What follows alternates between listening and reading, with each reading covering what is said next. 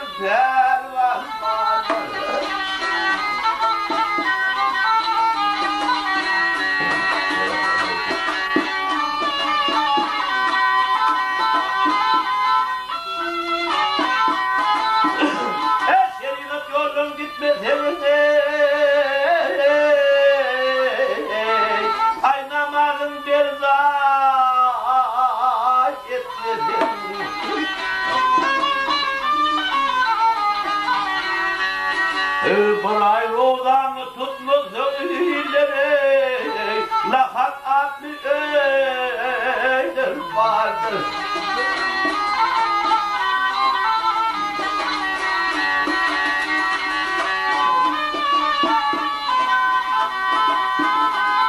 Hayatımın ölümü bil. Hayatımın ölümü bilirler. Hay kudret beter semin gibi.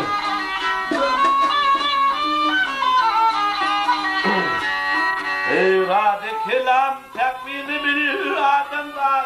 Mullu Allah'ın sıfatı vardır. Allah'ın zikir sıfatı vardır.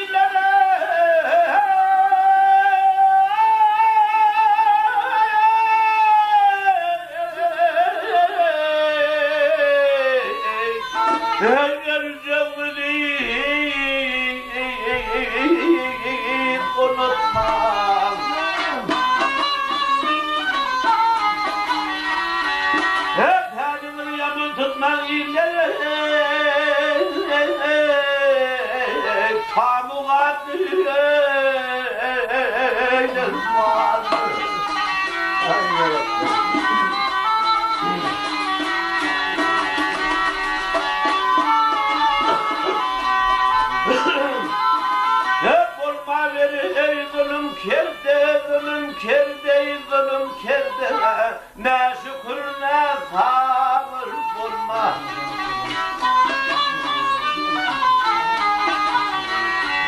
Ey canım söylet günah almak iyileri, yılan içyan meydir vardır.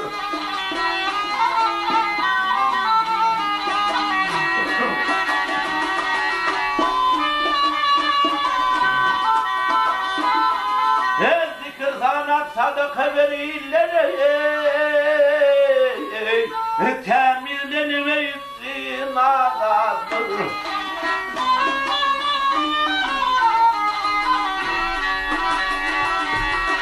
Müminlerine pardon verir, onu sana sorun vardır.